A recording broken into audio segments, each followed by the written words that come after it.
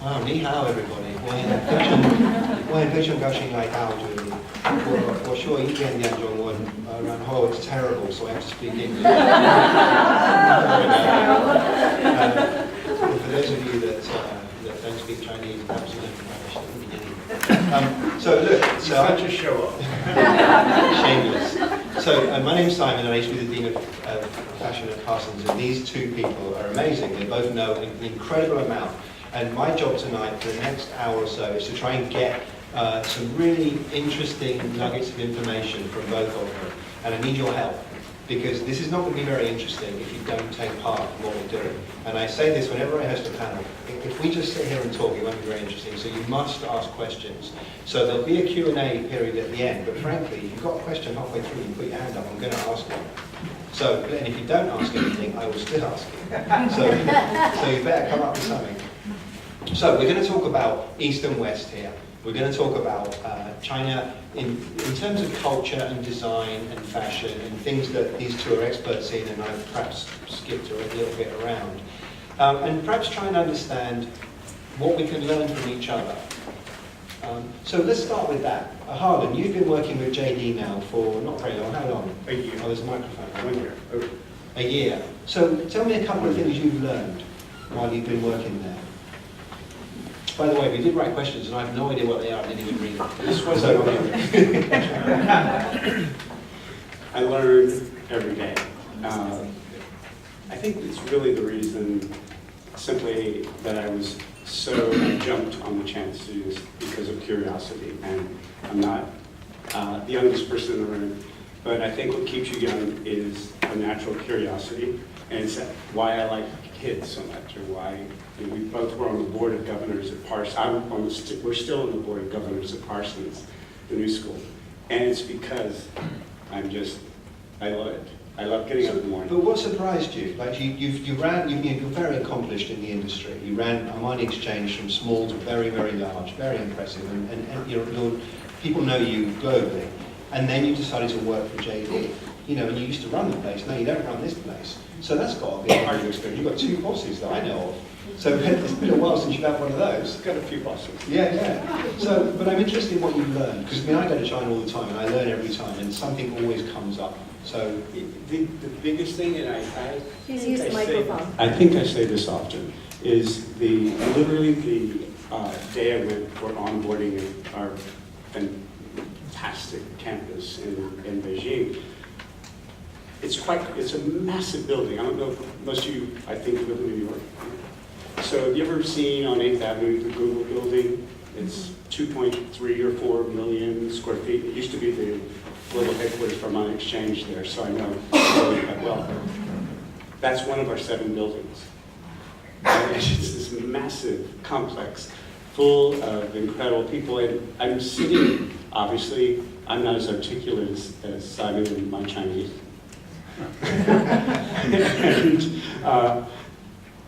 And I'm literally with my colleagues waiting for an elevator politely, and I'm looking around and I get on. Finally, we get on the elevator to go out, and I'm just blown away. And I thought, it still blows me away. It's just how cool and young people are in China.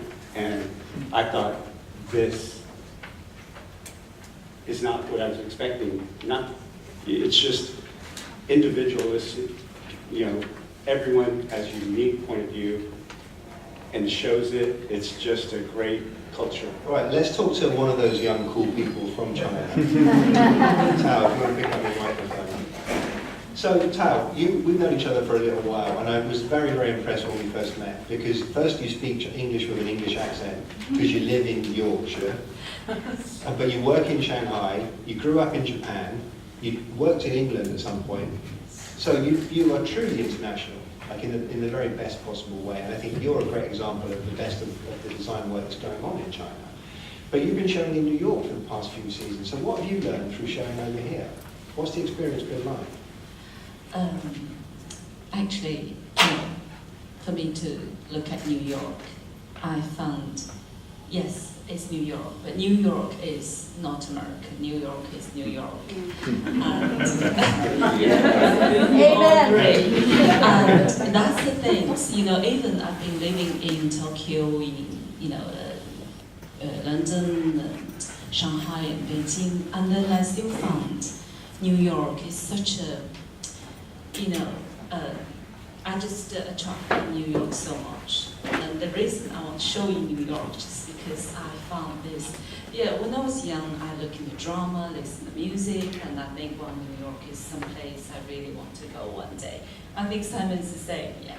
But what I learned from This is not about me, this is about you. through all these years I've been launching my brand in New York, I start to really understand New Yorker, and because I do want to expand the business here, so I think for me to learn the way they, the way I really like New York is they're so open. They receive you and they give you all this warmth, and it is not like you go London, they're a bit cool.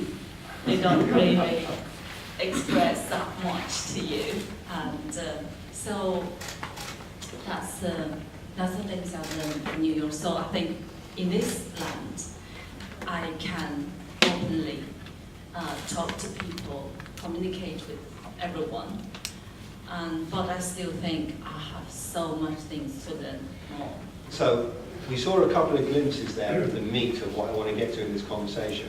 Because we love China and we love the US and the West. We know that, and they both do wonderful things. But they also do a lot of things that really suck. They drive me crazy. And I find I can learn it as much from the bad things as I can from the good things. So, for example, when I'm in China, I'm dazzled by the speed and the energy that people can apply to things. And sometimes they apply it to the absolute wrong things. Sometimes it's a complete disaster, and you think, why did you do that? Brilliantly, really quickly, and massively. Which in the West, we take a bit more time. Can I give us an example? Depends who's in the room, doesn't it? You started this. Yes, I did, yes. Well, I like to focus on the good things, but, I'm running through all I always say inappropriate things, right? Anyway, so I'll come to them in a moment. But no, I look at some of the wonderful things that have happened, like, this is terrible. So I was with someone last night, right, head of a big Chinese conglomerate company, and I said, I said, I'm looking at your company, I'm trying to help you with what you're doing. I said, but there are certain things that you're doing that are terrible. And he's like, oh, what are they? And I said, it's not about fixing the thing at the top that's terrible. It's about understanding at the very bottom, the very fundamental principles of the company, that there are certain things that you just don't do. And some of those things are just a taste thing sometimes. It can just be like, don't worry about that thing, the thing over there, because no one sees it, we're not trying to sell that, so don't worry about it. And then you go into someone's head office and it looks like shit, and you think, I don't want to work here. I did, as an example, so I was in China a couple of weeks ago, and I went to a company, I'm not going to say who it is. It's my company. No, it wasn't. I'll come to yours, because yours is a good one. I went to a company which does luxury, super high-level videos, right? Beautiful, fantastic, the most exquisite content. And I went in, and it was about 100 degrees outside, and it was 110 degrees in the office. And I'm like, what is going on? And the owner said, oh yeah, they can't figure out the air conditioning. I'm like, what? You're a multi-billion-dollar company, you can't figure out the air conditioning. And it was every day. It's like, it goes off at 2 o'clock every day. I'm like, no, that's not good enough. You can't be an international company if you're stupid enough to put up with that. No, because China, you're talking about China. Yeah. Because we have this government control us of things. I don't think they had it hands on their thermostat. It's 电信局, electric company. They absolutely have wrong telling you from what time to what time we are not really even supply you any electricity. That's why Right. And you can't really buy So now we're getting to the meat. Never touch the government. Yeah, of course. I don't think we're going to say anything to that. So Harlan, but you work for a Chinese company, and the Chinese company obviously trying to go global to a greater or lesser degree wherever they are. There must be reasons why they thought you were a great guy to bring in, because you knew things that they didn't. So let's talk a little bit about what you can bring, or someone like you. I know you're very modest, so someone like you can bring to a massively powerful Chinese company? Well, let's start with, I apologize, I don't speak Chinese. I'd like to learn. It's not too late. You're good enough, but they still hire you, even though they can't understand a word you say. I think we have 185,000 employees, and I think I'm one of two that doesn't speak Chinese. I think they have a few other ideas for me. Yeah. But really, it's my job is really quite simple. I look at it this way. My job is really to help educate and bring Western brands to China, and many Western brands that you know, they can be famous and big, but they know nothing about China. They think we're brand X, and everyone loves us, and we do this much business. And I have a store in Hong Kong, and I often have to explain to them, and that's officially part of China, but it's not, mainland China, it's not what you're thinking. You might as well be in London. And so but I've done their job, and so I've walked in their shoes, so I can sit with colleagues, and I know a lot of these people personally, so I can pick up a phone, and when we're in meetings, they look at me, and I go, yes, this is fine, this is how, if you need to do this, and they trust me. So it's a bit leapfrogging. Instead of, it takes years and years to build a career and do things. So it's one of the great things. I actually am humbled that the company chose not, I love millennials, but I'm certainly not one. There's quite a lot of them in China, aren't there? We were talking in, yeah. And this is 500 shocking. million. There are 500 million millennials in China. And and 250 million of them have at minimum of a bachelor's degree. So this is why I'm so excited about being part of a company like JD and working in China or with China, is because these people, these millennials they're really just becoming middle class. So the power of China and what brands want to go there now, and they have no idea how it's going to rock the world. And, because so the power of that, not just the scale of the spending and all of these things, but it's even if you take, and I use another term called the Guccification of the world, Gucci. Every luxury brand has sneakers, right? So these brands that you thought only had, $1,500, $2,000 stilettos or bags or this and that. Now you get $2,500 sneakers from them. And that's the Guccification. And guess what? The average, I think and this might be a little exaggerated, but I believe more than 60% of the luxury spend in China are from 18 to 30 years old. So what does that say? And they're just going into this higher spending category. So it is going to change the world. I've noticed it changed in the last 10 years, because I've been going to China for many, many years, and particularly for the last 10, studying youth culture through Parsons, etc. And when I arrived 10 years ago, the way that people behaved was very different to what it is now. There's much more confidence now than there ever was before. And also the way people look, they look better now. They look more stylish, because everyone's got a phone, everyone can see what's going on, and ugly doesn't work. So it used to be 10 years ago, there was no reference point, so who knew what the hell to put with what? Understandably, but now they do. Now everyone knows everything. Tao, how have you seen it change? Because you started, so Tao has her own line, but you've also been head of a company called Broadcast for many years. You founded it, in fact. And so, Tao has how many stores? 1,000? Yeah, 900. 900 stores, yeah. So you've been dressing China for many years. So have you seen it change in the last 10 years? Well, this is definitely the question I want to answer, because,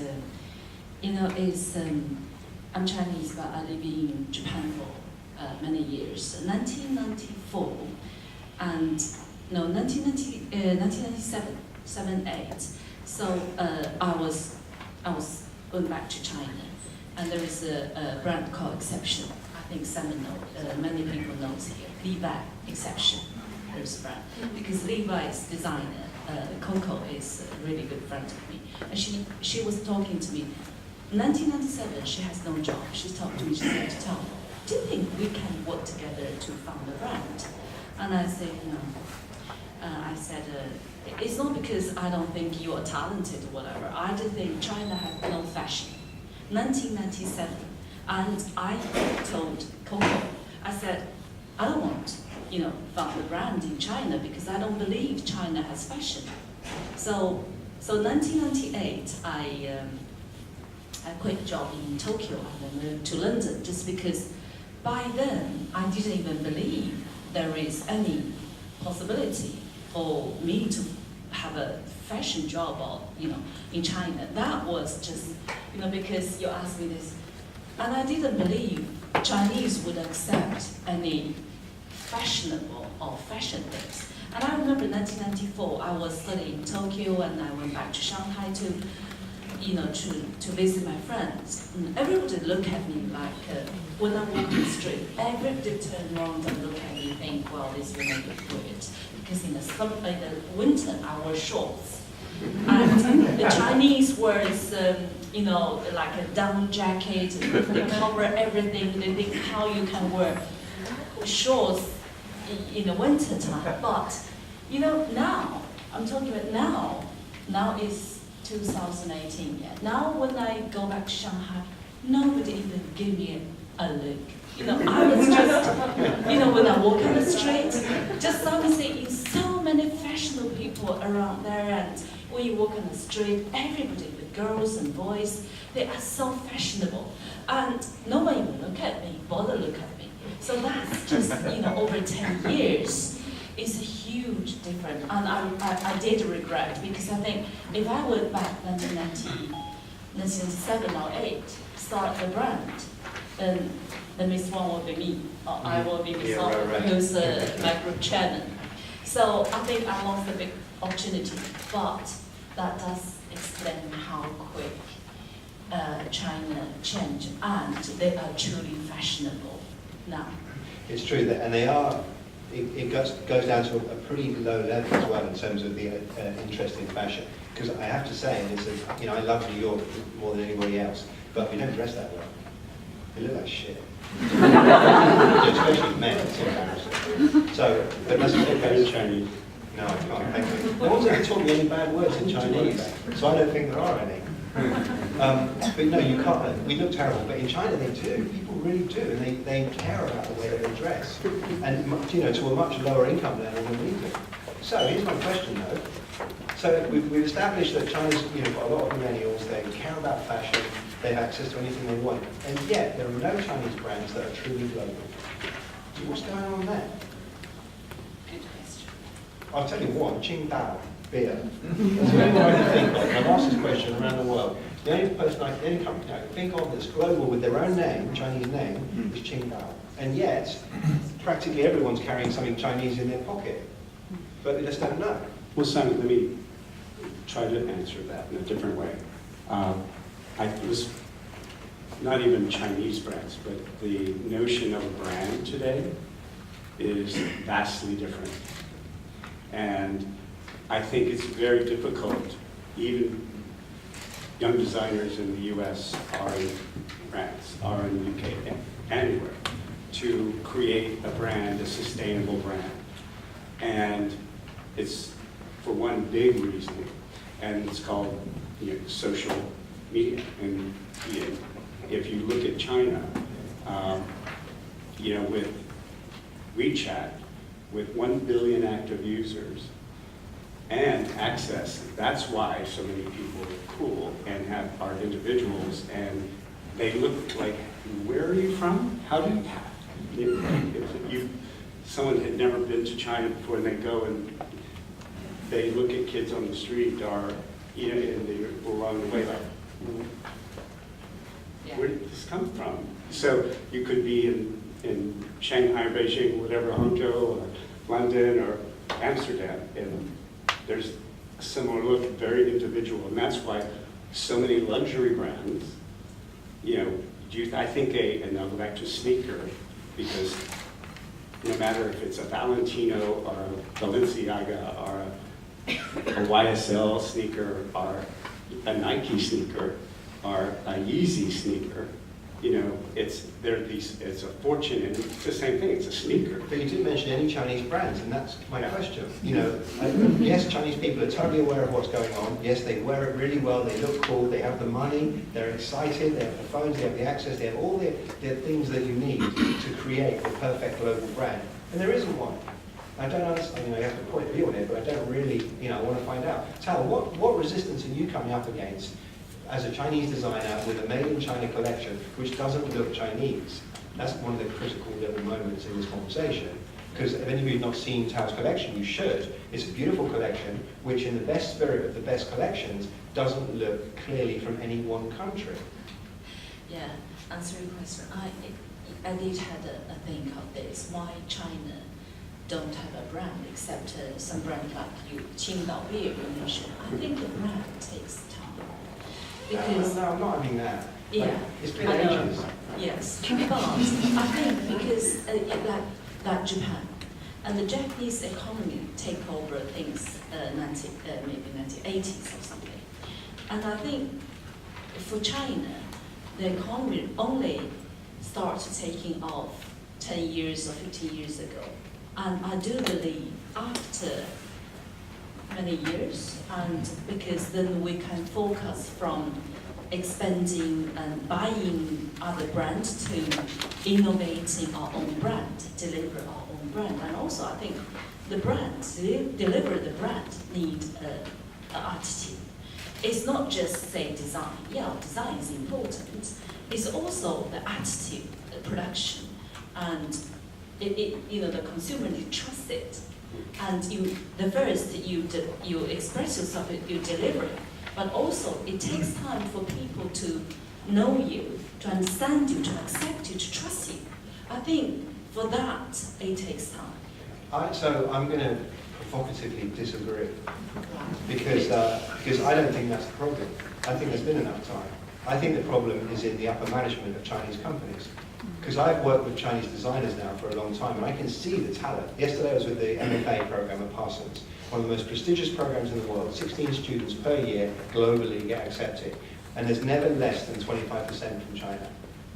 There are always at least 4 out of the 16 from China, because the talent is immense.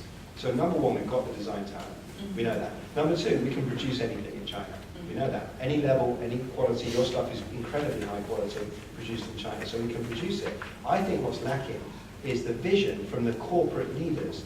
And I think that Mr. Wang, your chairman, is an exception to that, which is why you have the company. But I think that typically, they'll be successful in China, and they'll think, I'm successful in China, I'm not worried, I'm just going to do this in America now. And you can't, because it doesn't work like that. The same as American brands that think they can go to China and do the same thing. I disagree with you on this whole notion, but only because I don't think management ever creates a brand. And Do you think they can get in the way of a brand being created, though? They can. There are the most successful Western brands in history that were created were 2 fantastic partners. If you look at Saint Laurent, and Berger, Calvin Klein and Barry Schwartz, his partner. I worked for Giorgio Armani for 16 years, and most people don't realize it. Giorgio Armani was a window dresser for the Italian department store, and his partner at the time, the love of his life, was the one who really helped put him in business. They were fantastic partners. So the creative, this guy understands how the creative process works, and I think the right and left brain is a very rare commodity. And I think when if you put a fantastic right and left brain together, that can make a difference. Most management aren't born with right and left brains. So there's not a Steve Jobs in every company. But I do think time. And I worked for Sony. I worked for Sony Corporation for some years. I was in charge of retail development for Sony, so I don't know how many of you remember a thing called Sony stores. I developed those, the whole concept. But Sony itself came about after World War II. It's not that old. And they were making transistors. And you know, it wasn't, that's not how they got famous. You know, it was a component of part. But, so I do think it's time. And I do think it's going to be exponential. I think this may be the compromise. Yeah. It's not going to take as long. You're both talking nonsense, but there's a lady over there. There's a lady over there in the red dress that has a comment to make, and I said I'd include the audience, so I'd love to hear it. Yes. Well, do you think it's a question of like a perception of quality, like made in China is that perceived as on par as made in Italy or made in France? Have you thought about maybe, I don't know for you specifically or for other brands, Chinese brands, have you thought about having a Chinese brand, a Chinese designer, but then still highlighting that it's still made in Italy? I don't know. That's a really good question. I'll give just, I was just talking about Sony and Japan. And most of you are too young to know this, but before China was really one of the biggest producers of the world of goods, it was Japan, of tabletop and all these things. It was junk.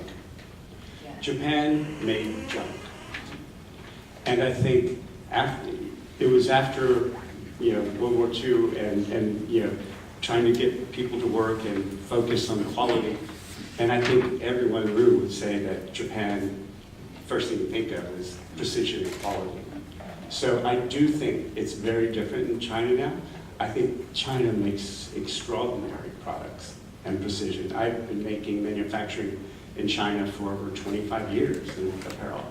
And I remember in a fitting once, we literally, Mr. Armani would approve everything. And I would bring 18 of the design merchandising team. And the woman who actually is the fitting and the seamstress for all of the Privé, the couture collection knitwear, would have literally a $69 retail women's knit top on fit model. And he's saying in Italian, "This is magnificent. This is like a Privé piece. I can't," and it was made in China. So yes, you can make junk in China, but you also can make fabulous things. It's all about, So I think that curiously we do agree. Yeah. Because you can make anything, you can make any quality, and Armani Exchange, no one cared that it was made in China. It still had the word Armani on it, and that was enough.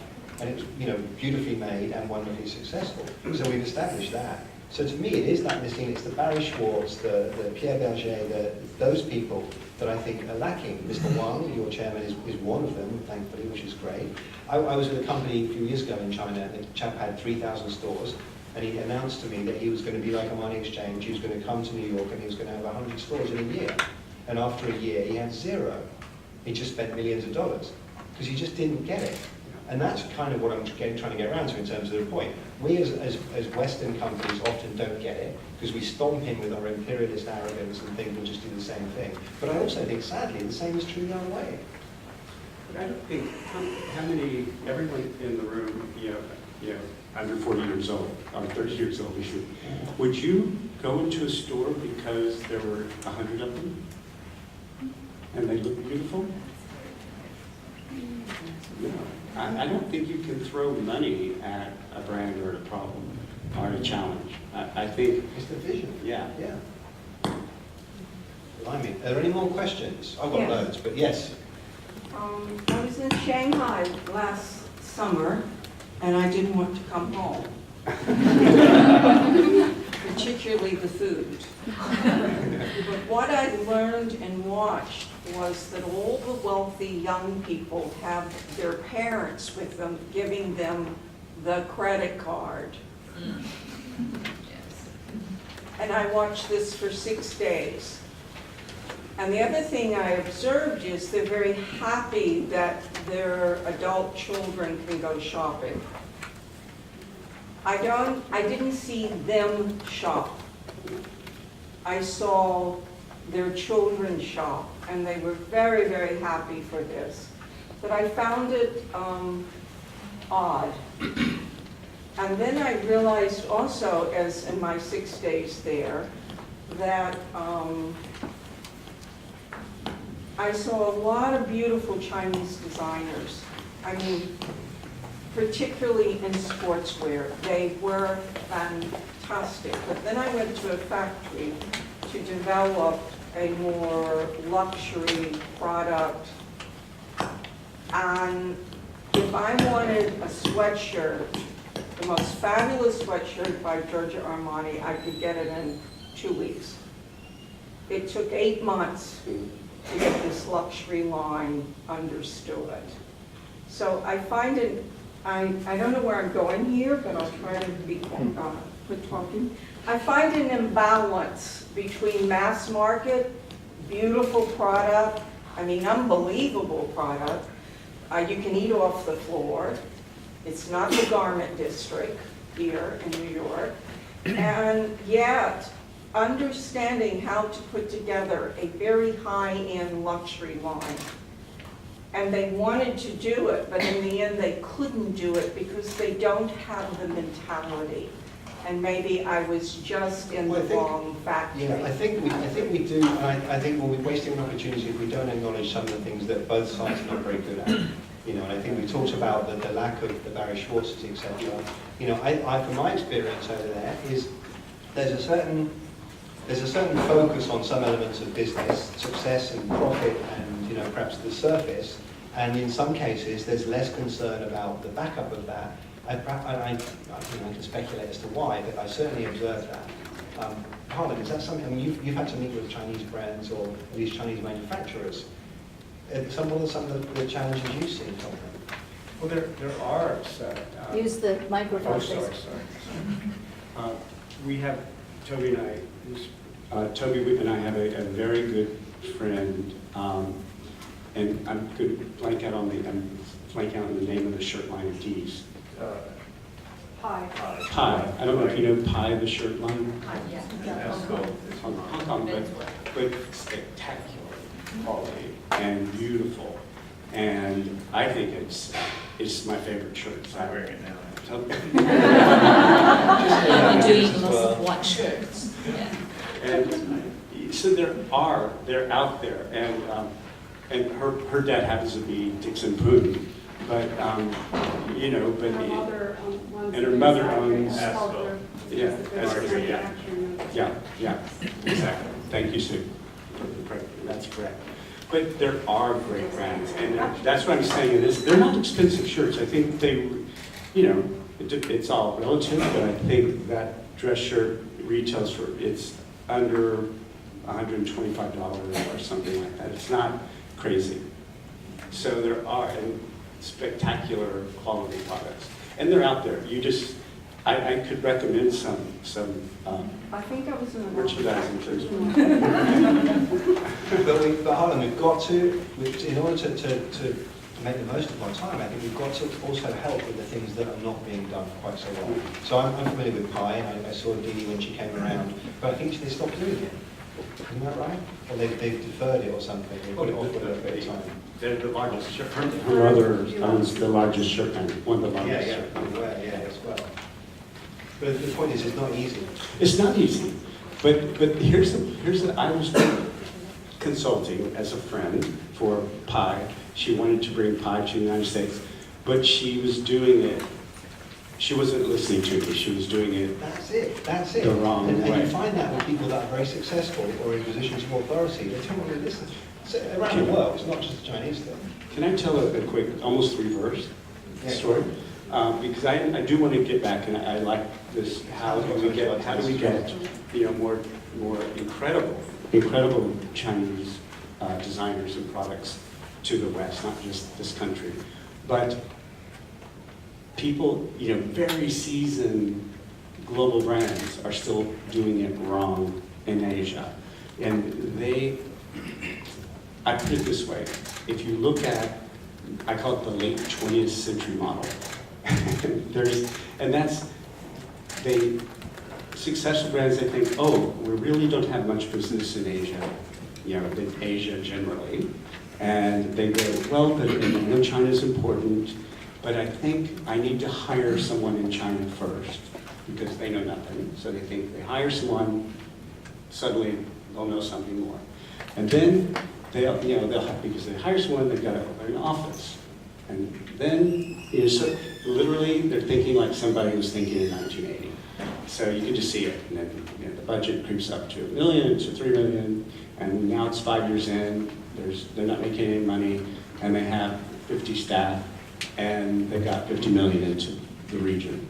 So and people still think like that. And I just believe, I work for a technology company, not just a retailer. And that's when we haven't really talked much about it. Not that I'm trying to, I think all of you know JD, but that's how, I do think that's how Chinese designers are going to come. I'm glad you said that. Yeah, I absolutely want to come to that. Physical stores. You made a point though, and then I want to come back to that. Yeah, because when this lady and Harlan was talking about this, the consumers behave in China, I was thinking, I've been living in Japan for over 20 years. I moved to England, traveling internationally. I realized, like Japanese, when really the early stage, like 80s, even 90s, and I was in Japan. And I would spend the whole month's salary to buy a luxury brand, carry a bags, Louis Vuitton. My first job, I started 1995 in Tokyo. And I was a fashion designer, and I was working for a Japanese fashion designer. But I would spend a month's salary to buy luxury Louis Vuitton bags. And I remember all my friends and everybody, they will, they want a luxury bags. And they want a pair of luxury shoes. But also, after 10 years, when I go back to Japan again, I found, if everybody have the opportunity to go to Tokyo, go to Japan, do shop there. They're so cheap, and it's so good, and the best quality and taste and everything. And then it made me to think, why? Of course, during these 10 years, 20 years, China's been changed. But also Japan's been changed, because it's like this dynamic is very interesting, because when I moved from Tokyo to London, I was still in that kind of like Japanese luxury, because I would just eat in McDonald's, but I would buy Louis Vuitton. And I believe in China, yes, this lady, you could say lots of young generation, they buy luxury brands. I think, I remember, it reminds me that time. And then, but is this going to change? Yes, it's definitely going to change. Because I think it's like, I have a children who's 14 years old now, and is going to like teenager time, and he start to rebel lots of things when we talk, and he think you absolutely stupid and rubbish. And we all been that teenager to rebel, to just disagree. And then after a few years, and for you to rebel what parents says, and then start to have your own individual, independent mind. And I think the consumer may be the same. They need the time to be a teenager, like Chinese market now. And I believe that the market in China is like a teenager time. And it's not going to continue forever. They are going to grow. They are going to grow up to mature enough to realize the real quality. And they start to realize the unique, and to be themselves, to be confident, to shopping. And so, I already start to see there is a lot of luxury brands. It's not doing as crazy as 5 years, 10 years ago in China. And I think... And just to interject one thing, this is what we talk a lot about luxury, but to me, I'm not that interested in luxury. Only because I think... You grow up. I'm certainly grown up. Okay. I want to be a mommy. What I was going to say was, we haven't mentioned in our conversation in South Korea. And, fashion, if you look at Chinese, we do extremely well with brands from Japan and from Korea. They have more of it. I think a lot of our customers, and I have some of my team members, so correct me if I'm wrong, Dan, I'll put you on the spot. But it's really an important influence for China. And we sell many, many Korean brands and Japanese. And not expensive. So, luxury is one thing, and we all know the luxury brands. But I think that there are so many cool brands in China that a really smart business person will bring them, or a Uniqlo, or somebody will help create, call it a pipeline. And whether it's part digital, part physical, which will be the case. And I think, I know that we'll be part of that at some point. So I think there's two incredibly important points that if I can pick out on what you two have just been talking about, and I want to condense them, and there's a lady over there with a question. Because what I've heard, I did a couple of salons recently in Beijing and Shanghai, and I talked about why is there no global Chinese brand, something that I brought up here.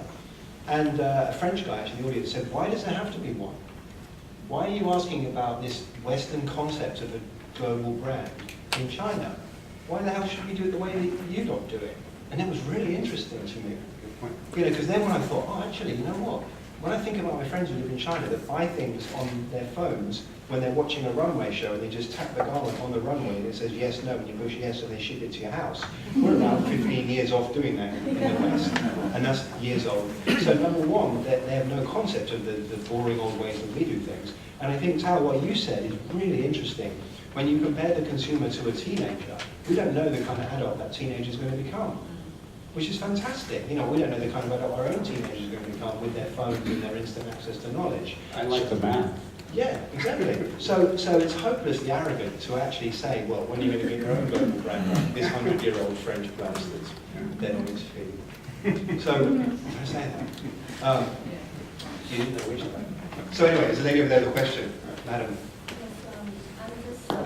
there's a microphone there if you wouldn't mind. I'm curious about your 1 year in JD. What has been some of the experiences that you have? And JD is an e-commerce player, so what is the opportunity? Is it to build a brand, Chinese brand, or is it bringing foreign brand into China? Just curious about that. Well, right now, I'm squarely focused on bringing Western foreign brands, and I have some of my team here. For example, I'm going to London next week for many meetings and for London Fashion Week, and then I go to Paris, come back for a week, and then I go back to Milan. So there's so many Western brands that we have on the platform, and that we can grow their business, and some that aren't even there yet. But I do think, and I'm not breaking news here, but it's just logical. In the year, there's so much opportunity. I have a pretty full daytime job, so I'm not trying to add more to my plate. But I would love to help the company figure out ways, exactly this conversation. There's so much opportunity to use the spectacular model that we have. Most of you might have read recently, Google just invested $500 million into JD. We invested $400 million into Farfetch. We own 30% of Farfetch. A lot of people just know that. Yeah. So our growth is, we just bought the largest, invested $400 million in an e-commerce, Thai e-commerce company, and one in Vietnam. So we got the rest of Asia for growth, and I think that's a natural progression for us, and we're already doing it. So what I'd like to know, but Harlan won't tell me the answer, is what's been driving you crazy about the place? What do you wish they'd stop doing because it's not going to work? Change the time zone. Such a diplomat. There's no way to answer my question. No, it's right. I can do it, but it's like, Daddy, Papa, when he wants to go to bed, I just turn the ringer off. It's not, I'm not going to answer his phone. So when I say Beijing sleeps, like about 4 p.m. my time of year, and I get my boss, and there's a lot of people over there, I go, you have to tell me you're traveling somewhere, you're not in Beijing. Like at 2 or 3 in the morning, texting me, WeChatting me. So the time zone, I wish that's that we're human beings, and that's the most frustrating thing, physical time zone thing. So diplomatic. Valerie, yes. I have a question for Tom. Now, you have stores in China, you're very successful.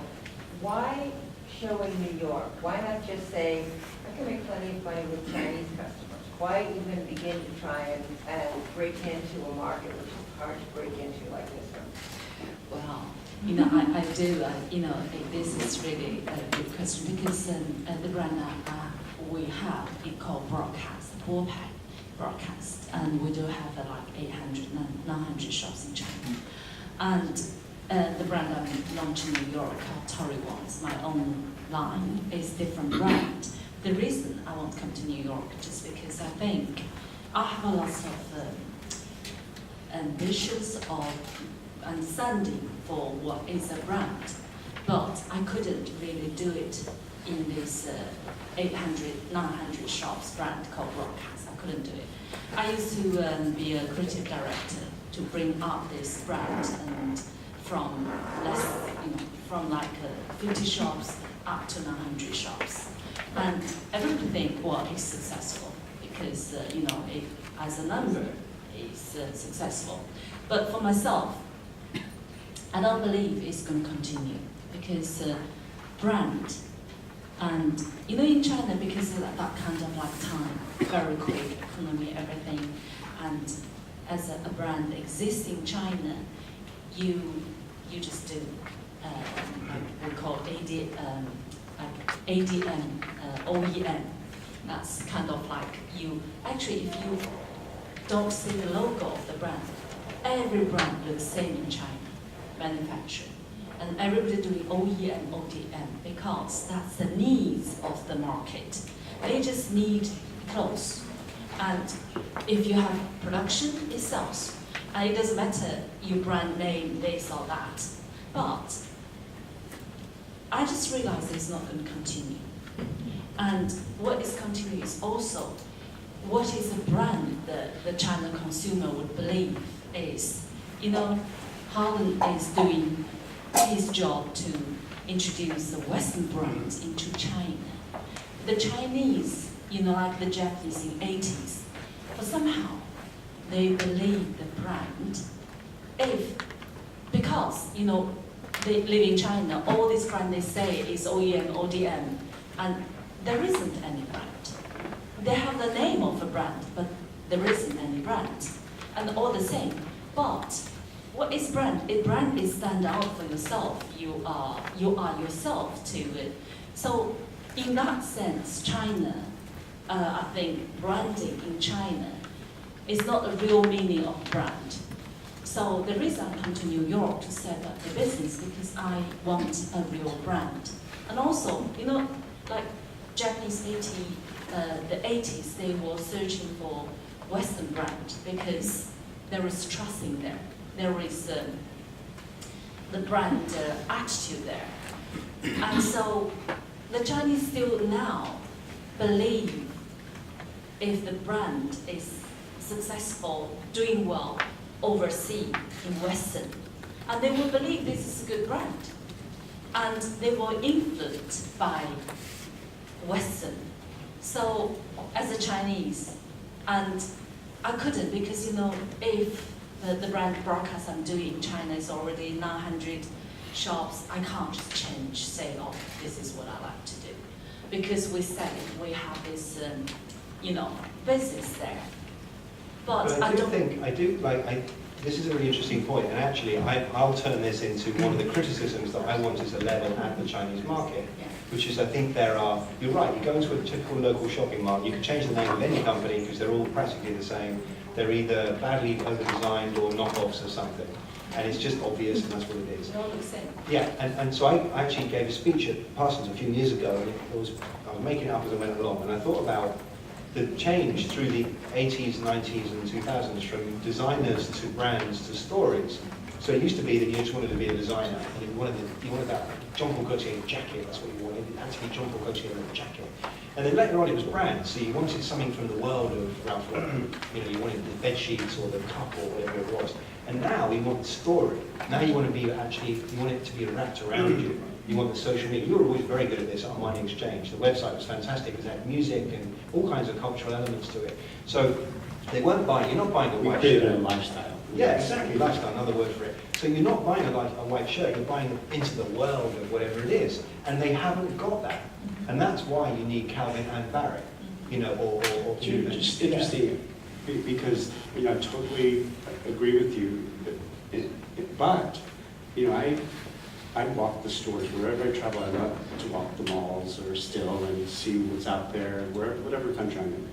But our office is just across from Bergdorf's, and I was in Bergdorf's in the ladies' side, doing all the floors. And I know what every single designer is, and I kind of blurred my eyes at a moment, and I went, every single one of these look the same. If you played a silly game, I actually wanted to be silly, and like take, you know, like Philip Lynn, or, you know, say, or, you know, you could move the names around, shuffleboard, and people would believe it. So it really, the brand is important just for a moniker, but I do think the story and the lifestyle is still important because it has to resonate with people. Yeah. But there's such a sameness, and that's because, again, because lightning quick, everyone in the world knows that somebody, some KOL, wore this like this, and I want to look like that. And so every designer copies it. And Yeah. yeah. All right. Okay. Okay, right. Yes. So I've been to China, I think, for the past 15 years, and I have seen such an incredible growth of what is now being called the homegrown artisanal movement, and incredible innovation with young designers. And I think I sort of went and Googled you and looked at some of your runway shows, and I think you have so much talent. And I think what's so strong is that you do have a story. Like your story is powerful. It's, you know, I was like, I want to go get what you're wearing. You know, I love it. And I love the fact that you're talking about how women can wear suits, but sort of stylized in a way that feels sexy and empowering and not sort of, you know, masculine and manly. And so I just think I would love to hear your thoughts on what you're seeing in terms of that homegrown movement, because I do feel like, from my experience, there's this resurgence or uptick of incredible innovation and creative talent, and a lot of them are coming to Parsons. A lot of them, are active and going to Paris and London and New York and traveling and getting a lot of influence. And the idea of the China Institute is like, how do you create that exchange? And I'm just curious how and what you see in terms of potential for exchanges, whether it's with a Parsons or whether it's with a JD, to innovate and sort of create a portal for these emerging designers and to actually highlight them and put a spotlight on them. Because as a U.S. citizen, I'm really interested in global design, and I would not have known about you if I had not been invited by Harlan to this tonight. So how did we get the communication going between the East and West? Well, can I just throw something in there? Because I couldn't agree more. And having been some of my time at Parsons and watched China being a small percentage of the students to now being by far the majority of the international students, I've seen the talent. And so we actually have created a company where we can go to China and teach them. I mentioned this before the show, actually. We can actually teach students because we can see the talent in China, and they can't necessarily come to the West. And my argument would 100% be every designer is better if they can study outside of their own country at some point. So we've actually created a company specifically to do that, called Redesign. And because there's such a hunger for learning in China. I mean, it's really awe-inspiring. The number of people that they desperately, it was mentioned earlier, that there are these parents that want to give their children everything, most of all an education. So it's incredible to see what's going to come out next. Sorry, there was one or two other questions. I want to get them out, and then we'll answer. Then we'll see if we can answer together. Sorry, so Tao, just hold on 1 second, because we're running a little bit out of time. Yes. So, Taoray, I think you do have a brand. I mean, so much of what you talked about, on the Western side is based on name: Giorgio Armani, Ralph Lauren, and Louis Vuitton.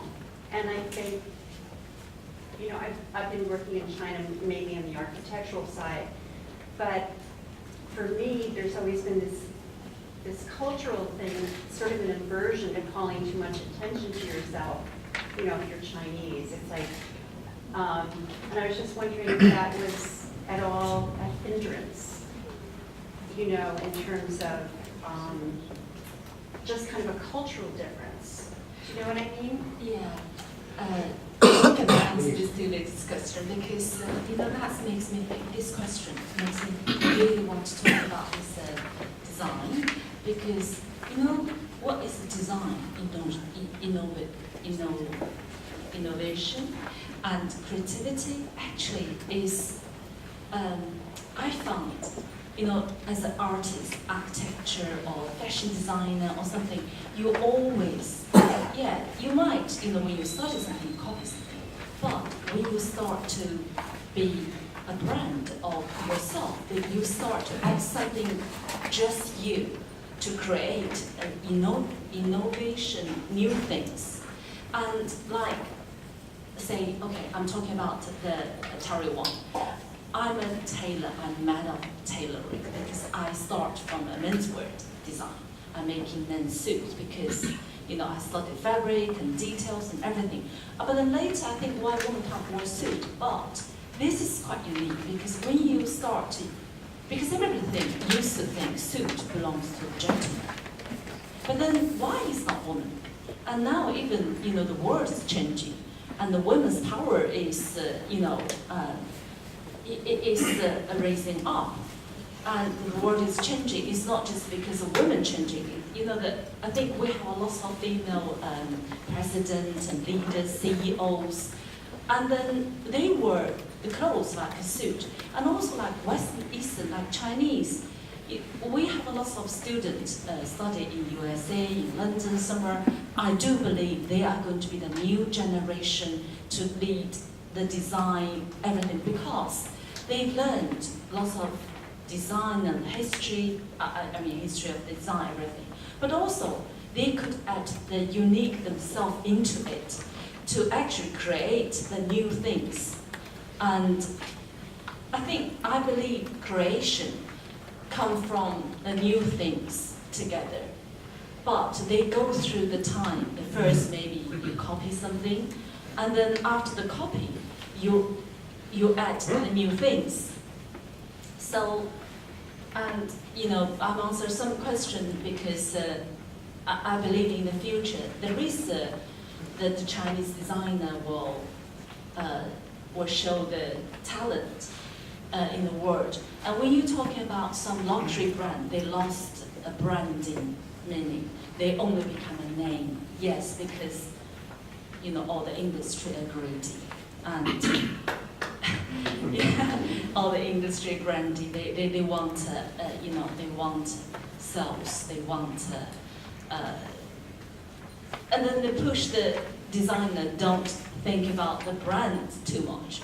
Only think about revenue, sales, money. That's why I escaped from China, moved to New York. I answered Valerie's question because I disagree. And I think, yes, it is a business. I don't call it brand, I call it business. But if you really want to create a brand, you really have to show who you are. And it takes time, but I believe if you do understand who you are, if you do it seriously, and the time will come.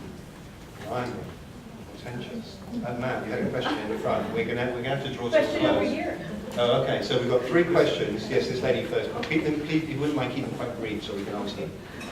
Who are, say, 5 Chinese designers right now in China who you think are about to blossom and become known internationally to us via online or Copycats or whatever? And is the fashion design goes with like the architectural world? I wrote the first design story for the time on architecture in China in 2000, you know, restaurants and boutiques. Is this about to happen in China for fashion in the next 5 years, that there will be this version of? So give us 5 brands between us. Yeah, I think Taoray Wang is the first one. Who else? Who do you like? Marsha Ma. I like Marsha. She's very good. She's a Shanghainese designer, shows in Paris. Very prolific.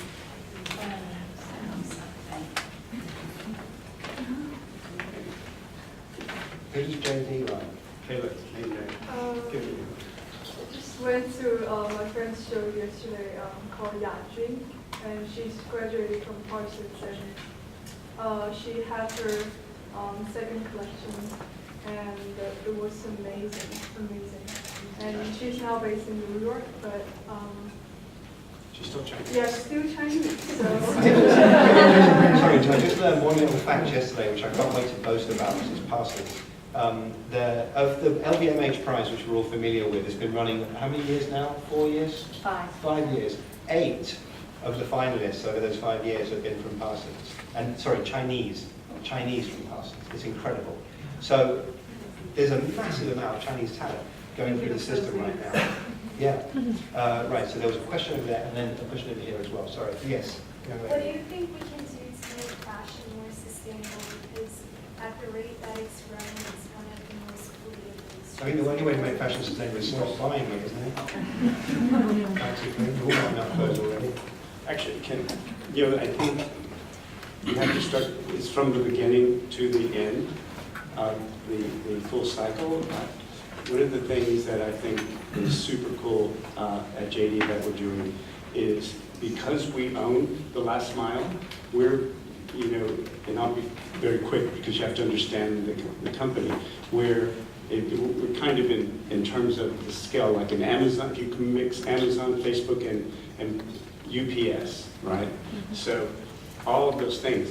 When we deliver, we guarantee 99% of the population of China, same day or next day delivery.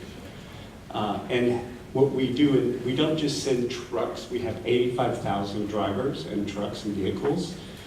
So we literally have depots where when people don't want their clothes, instead of having empty trucks come back, we actually pick up and recycle and donate and give to people and organizations these clothes. So we're reusing people's no longer wanted clothes during catastrophes like recent earthquake. People can reship for free things they buy or donations. So we're looking at our ecosystem not just as a consuming electric, fossil fuel thing, but how do you make it more sustainable? So I think there is a whole notion in China now of people looking at sustainability. I think that's where the leadership's going to come from, so it's ain't coming from here. Yes. Sorry, madam, yes. Yes. I have 2 questions. One is about new brand, Western brand, trying to break into China. What are, we talk about opportunities, right? What are the challenges that you think that will face a new brand, a Western brand, breaking into the China market? This is the first question. I also have a second question. It's about what do you think about innovation in terms of Chinese traditional fashion? Because Chinese traditional fashion is amazing, right? What do you see the trend of that innovation, if there is any? Yes. Isn't that an oxymoron, traditional innovation? Anyway, carry on. The tradition of innovation, how about that? Well, I'll give you a quick answer on what this is what I do for the company, and I call it, I use the term called China Ready. And Well, so in terms of Guccification, I have to. China Ready. I don't speak Chinese, so I have to have terms. That's good. So basically, I help in a nice way with someone that thinks they're successful where they are, and then people will love us in China. And I have to help them understand why maybe not so much, and literally in a very helpful way, we work with them. You have to do this, you have this, you have no dispute, you don't have a license to be a China. There's several things you check off, and they go, oh, I'm really not China ready. No, you're not. And so I hate to inform you. So it's we don't work with everyone because we don't want them to fail, and we don't just take their money and waste their time. So, and that's why so many brands are I'm working. trying to understand that. Is that a presence in China that you're talking about when you talk about China? Yeah, presence. So, for example, Tom Brown, is a friend, personal friend. We don't work with him yet, but I'd like to. and he has 5 stores in mainland China. He has an e-commerce site. He has, senior team there. He has a license to do business there. So he's China ready, and he's super famous, and people like him. So what are we waiting for, Tom? Would you talk to him for me? Yeah, so that's a good example. All right, we are drawing to a close of our time though, so if we could just have the last 2 questions very quickly, please, and we'll have a crack at it. Yes, ma'am. I was going to say, she had the question just about traditional Chinese style. Hands up in the room, who's wearing traditional Chinese style? I think our lady. Yes, the host, you have to, because you work. Yeah, listen, I hear this a lot. I'm in China all the time, and people go, yeah, but what about traditional Chinese style? And I'm like, who's wearing it? Nobody. Nobody. So it is beautiful. I mean, the Chong style Innovation in is. that sense. I mean, I'm not saying that we are keeping to the tradition. Where are the innovations? So I feel that's a little bit like saying, yes, but where's the traditional Western wear? In Provenza schooling, you're very famous, but where's the traditional Western wear in your collection? I honestly, I feel like they're separate. I think traditional Chinese style is wonderful, but that's sort of, no one wears it. I think you misunderstood this question. It's not about traditional, keep to the tradition, but where are the innovations based on the Chinese true fashion? That's what I'm getting at, right here. Anyway, all right. I really understand what Simon mentioned. It's when something's in Parsons in fashion world, they not particularly mention anything traditional something. But I want to answer your question because, from my understanding, when I'm doing design as a Chinese, and I don't think about I'm going to introduce Chinese something to international because I want to be international. That's the reason I'm here. But also, I understand as a Chinese, I really appreciate this. We have, as a Chinese, we all know the real traditional Chinese art, and this takes lots of time, like silk, handwork, handcraft, and it take lots of time. I appreciate, from my understanding, Chinese traditional things is not just a folk customer souvenir things. For me, also is attitude. So how much you put this effort to making things and making a good quality things. I think for me, it's more likely to take that part into my work instead of a souvenir. Yeah, because it's already Chinese, because you are Chinese and you designed it in China. So it's already there. So it's a good question. Yes, this gentleman. So this will be the last question. So make it a good one.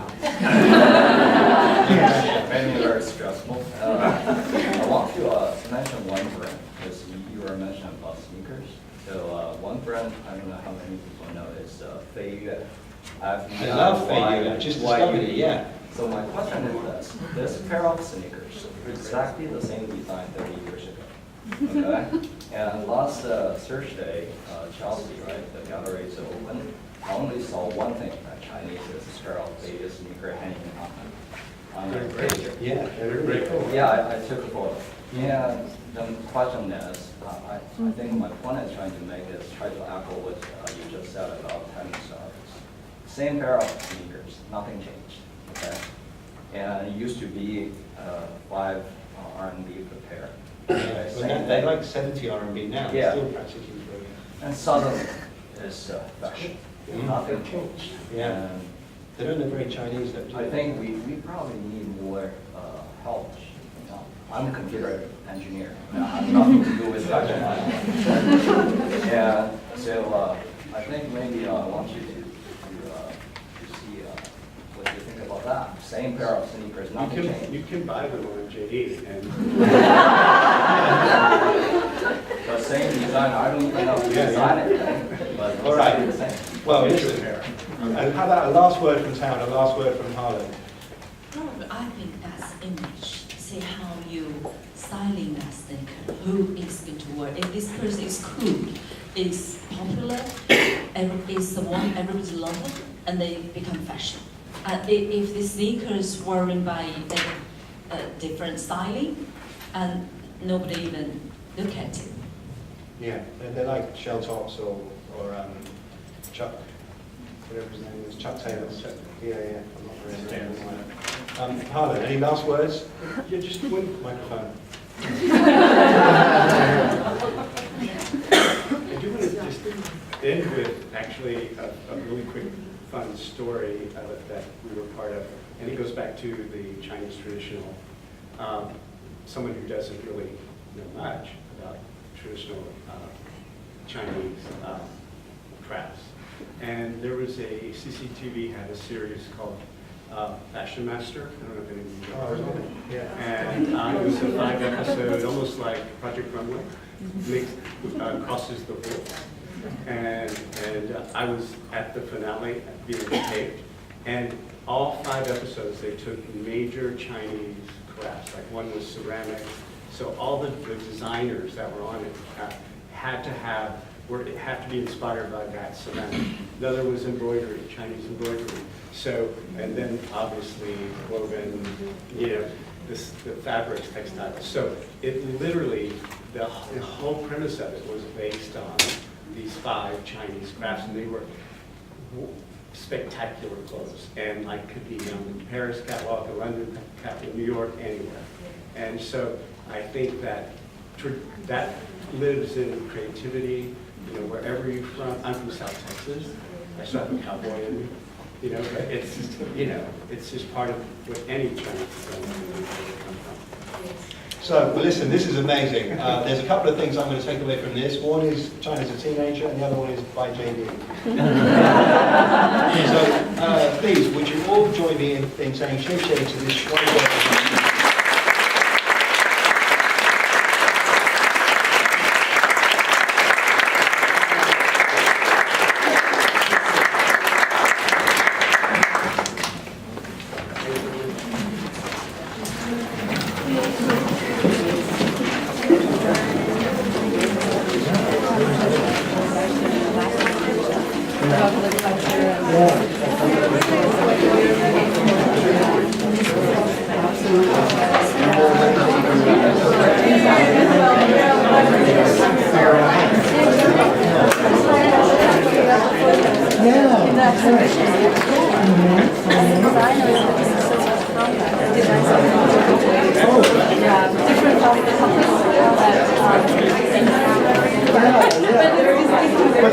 But still inspired by understanding. Sorry. That's not yours. Oh, okay.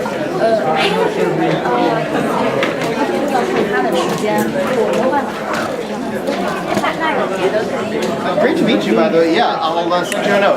We'll be in touch. Thank you so much. Doing good.